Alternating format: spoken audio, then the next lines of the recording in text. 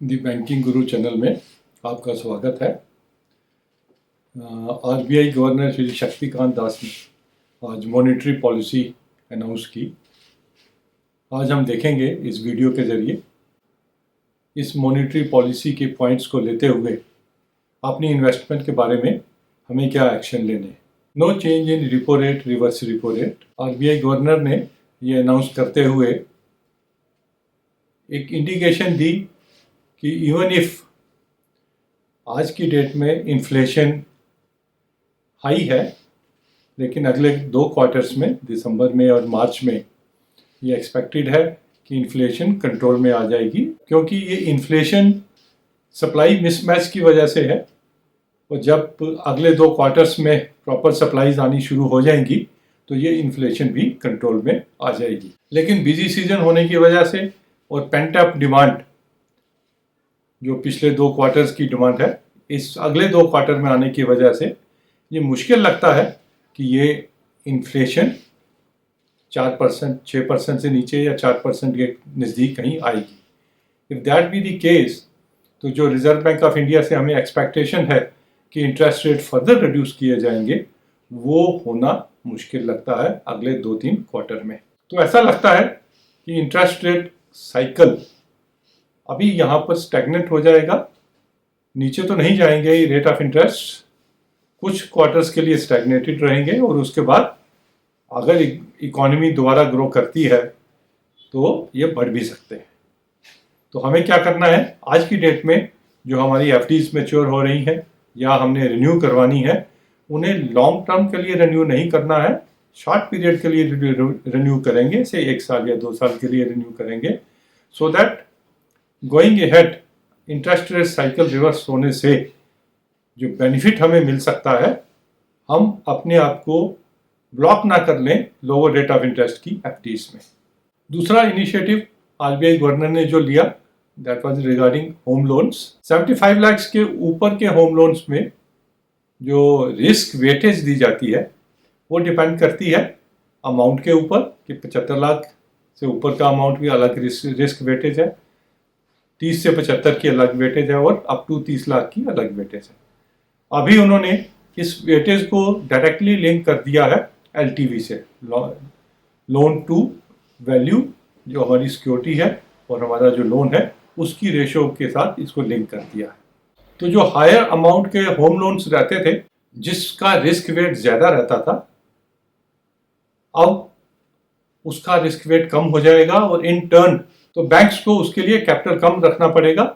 और in turn उनकी cost कम हो जाएगी और may be the banks will reduce the rate of interest on home loans over 75 lakh के होंगे। तो अभी हमें क्या करना है कि अगर हम इमीडिएट नियर फ्यूचर में होम लोन लेने की सोच रहे हैं और वो भी 75 लाख से ज़्यादा, तो हम वेट कर सकते हैं ताकि बैंक्स अपने होम लोन के इंटरेस्ट रेट्स रीएडजस्ट करें, आरबीआई की पॉलिसी के साथ रिड्यूस करें और हमें उसका बेनिफिट मिले। एक और अहम इम्पॉर्टेंट अनाउंसमेंट बॉन्ड्स के बारे में रिजर्व बैंक ऑफ इंडिया ने की है। बॉन्ड यील्ड्स को कंट्रोल में रखने के लिए, रिड्यूस करने के लिए काफ़ी मेजर्स जो रिजर्व बैंक ऑफ इंडिया ने लिए हैं, हम उसकी डिटेल में नहीं जाएंगे। जैसे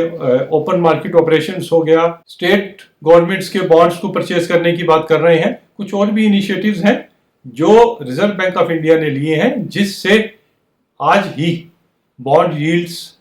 काफ़ी कम हो गई हैं। अब उसका मीनिंग क्या है हमारे लिए, कि अगर हमने डेट फंड्स में इन्वेस्ट किया हुआ है और उन डेट फंड्स ने गवर्नमेंट बॉन्ड्स में या कॉर्पोरेट बॉन्ड्स में इन्वेस्ट किया हुआ है, तो उनकी नेट एसेट वैल्यू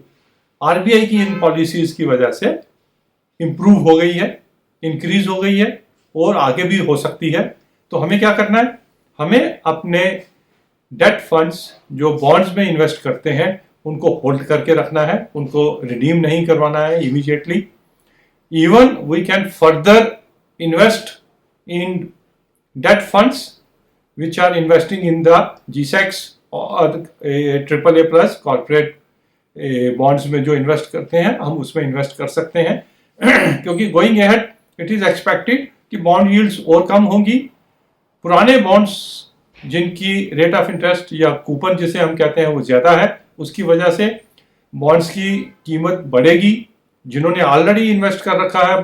जिन म्यूचुअल फंड्स ने ऑलरेडी इन्वेस्ट कर रखा है, उनके बॉन्ड्स की वैल्यू बढ़ेगी, एनएवी बढ़ेगी और दे विल गेट बेनिफिटेड। हम फर्दर उसमें इन्वेस्ट भी कर सकते हैं। पेंडेमिक की वजह से जहां एक तरफ the whole of the economy got impacted, एक सेक्टर ऐसा है जिसमें बहुत ही कम उसका इम्पैक्ट हुआ है, that is agriculture and allied sector, जो है एग्रीकल्चर एलाइड सेक्टर, जो कि आरबीआई गवर्नर ने भी हिंट किया है।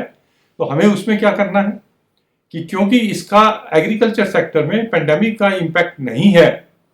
और इससे रिलेटेड जो सेक्टर है उसमें इम्पैक्ट इसका नहीं है, उसकी वजह से जो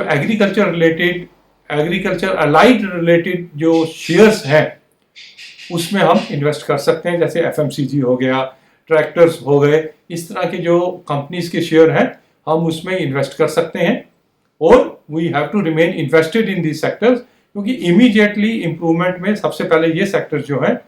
फर्दर ग्रो करेंगे, क्योंकि इसमें पेंडेमिक का इम्पैक्ट नहीं है। अब जहां हम बात कर रहे हैं कि इकोनॉमी जो है ग्रो करेगी अगले third quarter and fourth quarter में, इवन आरबीआई गवर्नर सेज कि लास्ट ईयर के थर्ड एंड फोर्थ क्वार्टर से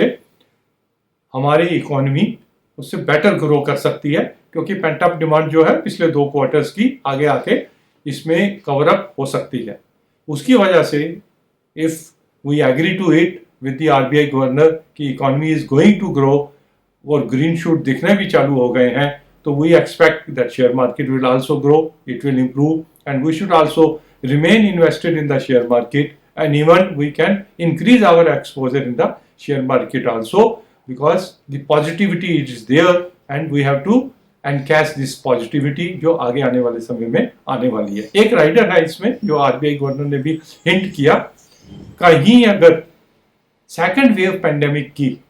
अगर इंडिया में भी आ जाती है तो इट विल इम्पैक्ट, जो भी एस्टिमेट्स किए गए हैं उसको इम्पैक्ट कर सकती है। That is one rider we have to take into consideration, क्योंकि कुछ कंट्रीज में पेंडेमिक का सेकेंड वेव आ भी गया है और they are also worried about that. Investment related,